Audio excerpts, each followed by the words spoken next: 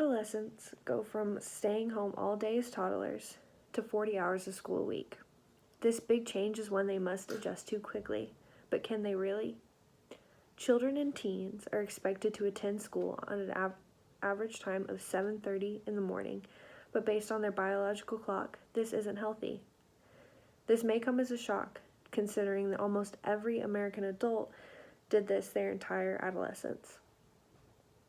There is the simple realization that children and teens have to get up every morning, before the sun even rises, and before many adults even have to get up for work. But more than that, these children are deprived of the sleep they desperately need. When discussing her own son, sleep researcher Wendy Troxel states, "I know that waking him up hours before his natural biological clock tells him he's ready, I'm literally robbing him of his dreams. The type of sleep most associated with learning, memory consolidation, and emotional processing." She also states that only 1 in 10 teens gets the recommended 8 to 10 hours of sleep a night. Those recommendations are from sleep scientists and pediatricians. Many like to blame the lack of sleep teens receive on social media and cell phones, but truthfully, it's something that we can't personally change and is required for children, and that's school. Troxel points out that major medical organizations, including the CDC, recommend that middle and high school start no earlier than 8:30 in the morning. The CDC states not getting enough sleep is common among high school students and is associated with several health risks, including being overweight, drinking alcohol, smoking tobacco, and using drugs, as well as poor academic performance. One of the reasons adolescents do not get enough sleep is early school start times.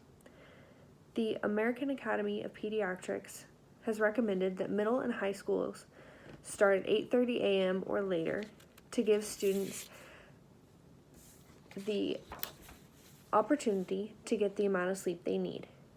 But most American adolescents start school too early. Sadly, these recommendations are very public and well known, but ignored anyways. Well, why can't these teens just go to bed earlier, you may ask? It's much more complicated than lying in bed and closing your eyes for these teens. Wendy Troxel states that around the time of puberty, teenagers experience a delay in their biological clock, which determines when they most feel awake and sleepy. This is driven by a shift in the release of the hormone melatonin. Teenagers' bodies wait to start releasing this until about 11 p.m. This is 2 hours later than what we see in adults.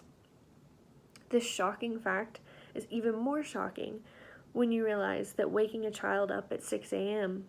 is the equivalent of waking up an adult at 4 a.m. Not only does not getting enough sleep affect being able to focus in class, it can also create bad judgment and reasoning skills. This can create an environment where teens make impulsive and risky decisions.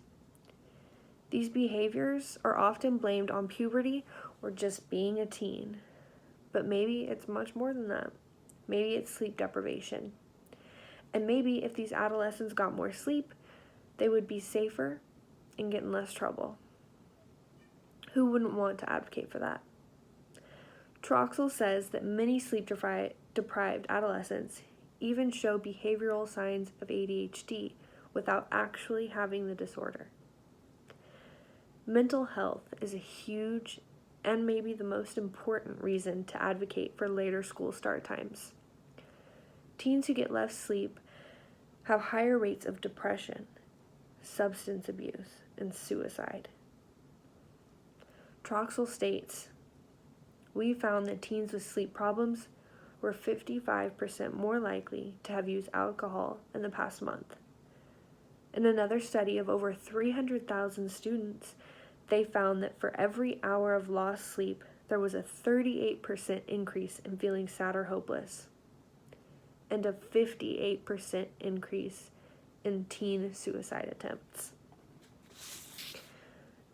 Dr. Owens did a study at her own daughter's school.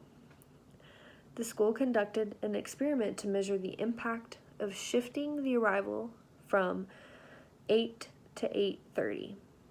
That half-hour difference increased student satisfaction, gave students an extra 45 minutes of sleep, and students were less likely to fall asleep in class or while doing homework. No one wanted to return to the 8 a.m. schedule. It should be simple enough to tell state and federal school boards that children could be more productive if they started school later. But sadly, it hasn't been.